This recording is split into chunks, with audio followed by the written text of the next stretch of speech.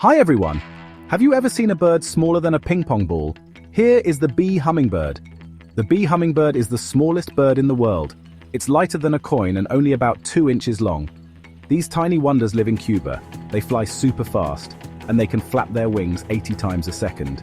Their nests are no bigger than a walnut, and their eggs are even smaller than a pea.